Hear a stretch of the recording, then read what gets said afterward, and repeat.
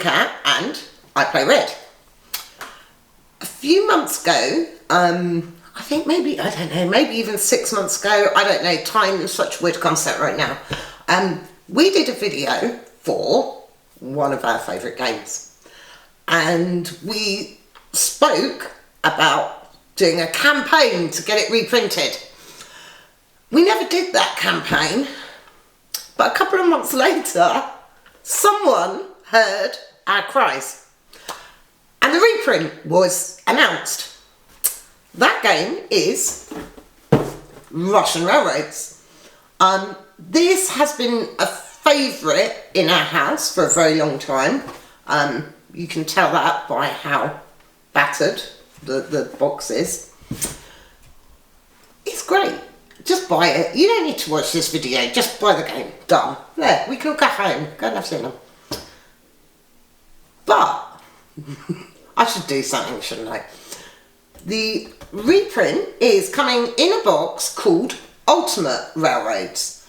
And that is going to have in it the expansions, including German Railroads. This is actually the German version. I don't know if it was ever available in English.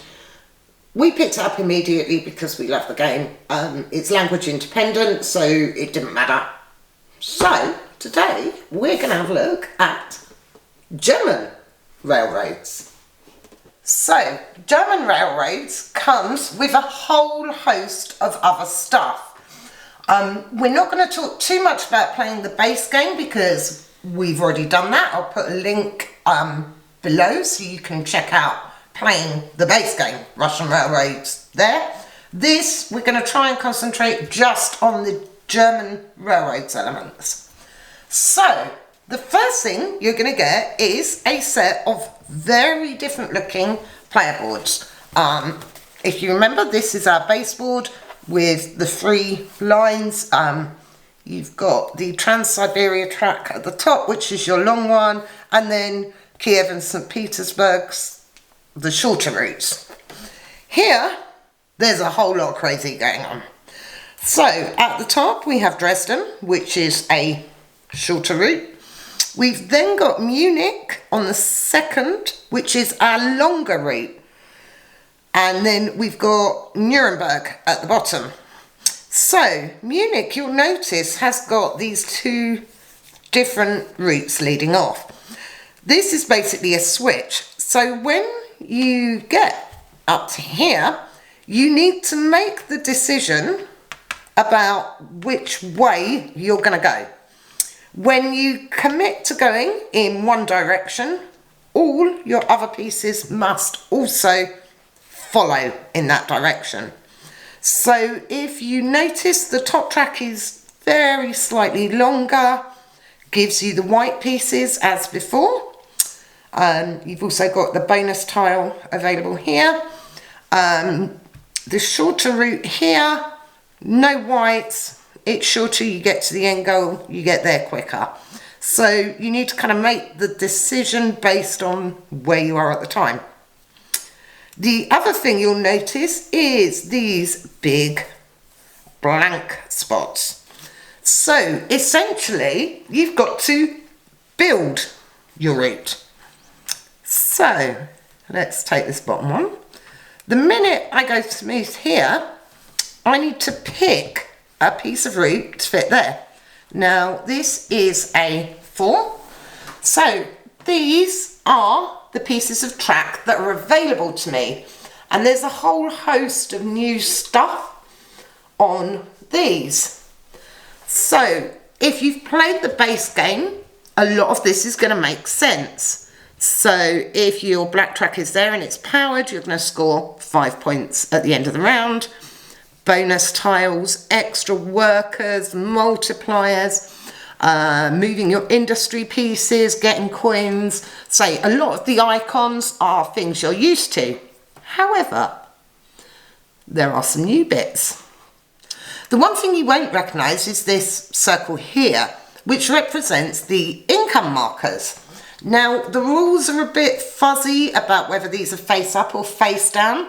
Hopefully that will get cleared up in Ultimate Railroads. We have them face down. So when you take, oh, I'm taking a 4, aren't I? I'm going to take this one, oops, and pop it on my board. And when I get here and fulfill the conditions, I'm going to take one of these. So I take that and pop it face up by the side of my board. I can use this ability once per round. So this one here lets me move any track forward one. So I can use that before placing my worker, after placing my worker, however I want, once per round, and then flip it over. At the beginning of the next round, it will flip back and be available to use again. So that is the track extensions, buildings, however you want to call them. So on your board, you have a space for one of each size. So it's kind of worth having a look at what you might want early in the game. Unless you're playing the sort of person that's going to mess it up and always take the one you want, Rob. So there's obviously loads of different benefits. They're just like normal track once they're on your board. So that is that part. Obviously everything is set out a bit differently here. Your extra worker, you got one there, and your other one you'll get from one of these extensions. The bonus that normally goes on the bottom track is up the top here. So there's a lot of variation, but essentially this is the same. Your doubler markers go on the Nuremberg track in the middle here rather than the top track. Yeah, that's your player board. The other option that German Railroads gives us is the coal option. So this little board goes on the main board here, and we have these pretty awesome little coal trucks. So there are various ways you can get coal. We'll come back to that. And these spots are now available as extra worker placement spots. So I can pop my worker here to gain a coal. Alternatively, as before, I can use a coin in place of a worker. Or I can go here and take a foundry and a coal.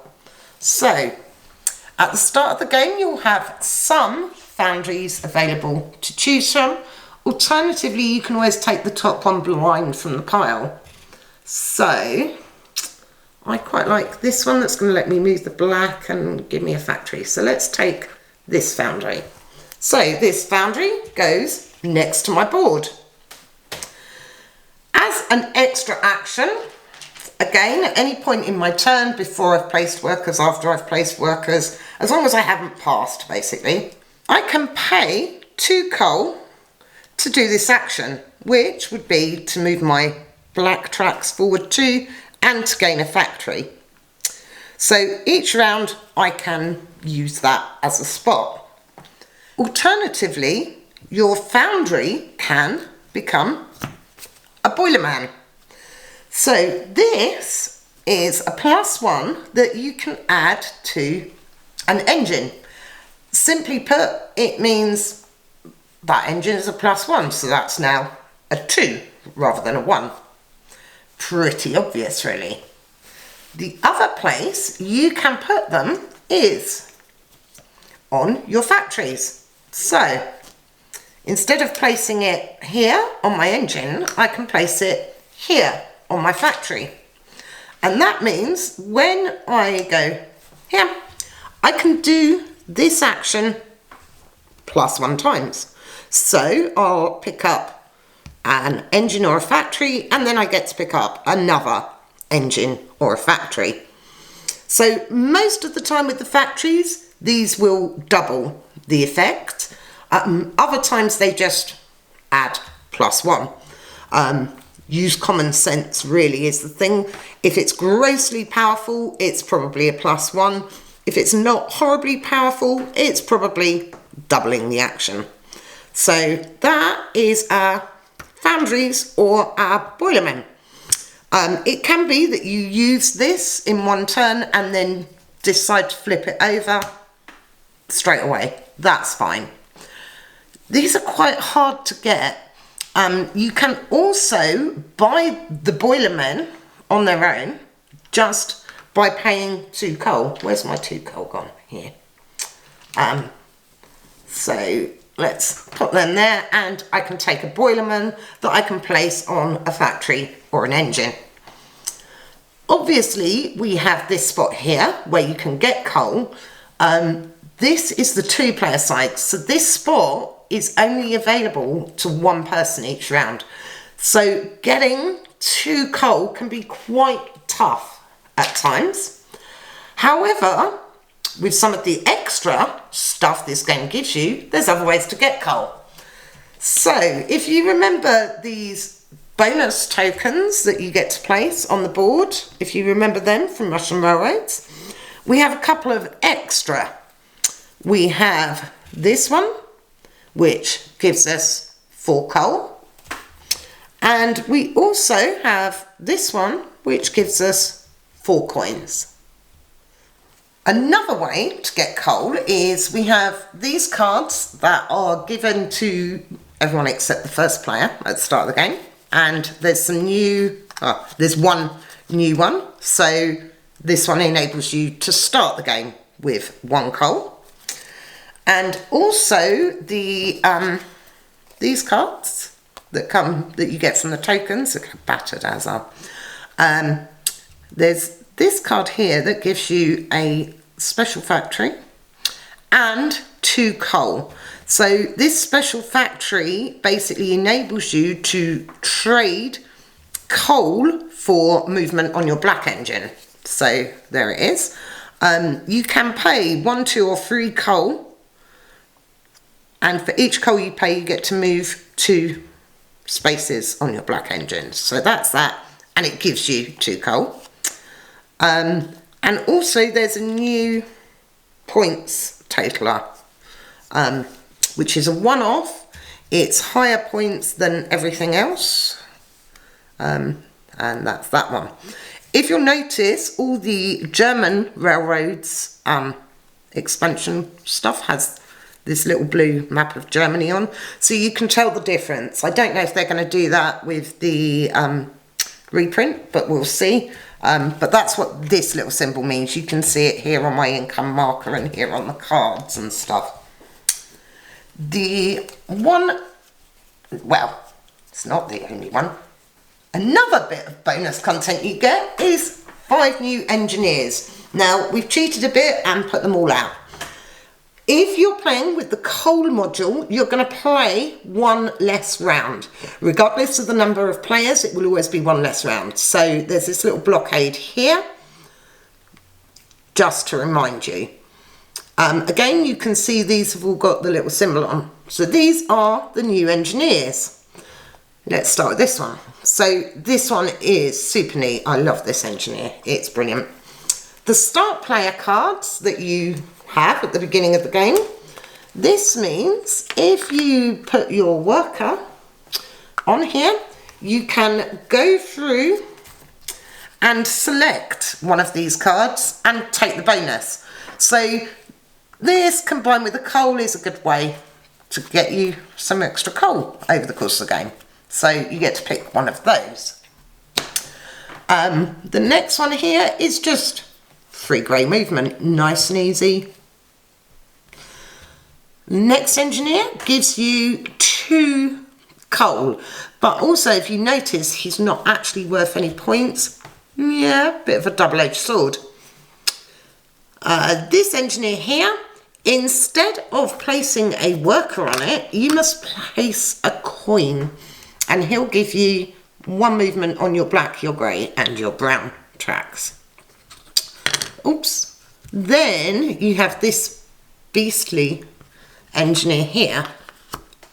Not only do you have to use 2 workers to activate him, but he gives you the ability to use any one of your factories, regardless of whether you've gone past it or not on the industry track yet. So he's pretty tough. However, he has got -10 there. So if at any point in the game you score your engineers with this factory, for example, you're going to be at -10 because of him, which is why I called him Beastly. He's a really good ability, but oof, you're paying through the nose for him, but it's good ability. What are you going to do? I think that's all the extra components that you get now. The one other thing that German Railroads comes with that I can't talk to you about because I haven't used it, I'm sorry, is a solo variant. So this is the solo deck. I'm gonna assume that you kind of shuffle these and just draw one and place there. I'll be honest, I don't know, we've not played it. But there is a solo variant with German Railroads that they then say is compatible with all variations of the game. Looking at this, I think, yeah, you just pop another colour, you block those spots. So I think that's the solo variant. It's just that deck of cards, that's it. So that is, in a nutshell, German Railroads. It's funny because we play a lot of Russian Railroads, a lot, probably too much. We don't play enough of this. We sat and played it again recently, and I think both of us were just like, I have no idea what we're doing. What do we do? So it does add a load more stuff to the game. You can play it with or without the coal expansion. You can play just the coal expansion from this with Russian Railroads if you want. We quite often chuck in the engineers that aren't coal based in with our standard Russian Railroads. So it gives you a load of new ways to play the game, which is always a good thing, especially when the game is one of your favourites. So German Railroads, there it is. I'm assuming they're going to keep most things similar, if not the same, in Ultimate Railroads. We're just going to have to look. I find it quite funny that last time we were talking about Russian Railroads, we were talking about bring it back, and now it's coming back. So we're a little excited. Our poor board and box is looking well worn, so we'll be jumping in on it, even though we've got it. We'll have it. I think there's also a Japan Railroads or an Asian Railroads. I can't remember. It's going to have German Railroads, American Railroads, the promos, and a new expansion. So we're really excited for that. Hope you enjoyed this video. If you did, click like and subscribe. I'm on Twitter, Instagram, Facebook. I play Red. Come and say hello. We'll be looking at American Railroads as well at some point in the near future, hopefully. So if you are interested in Ultimate Railroads, check that out as well. I know this is the one that no one can get. Thanks for watching. See you next time. Bye.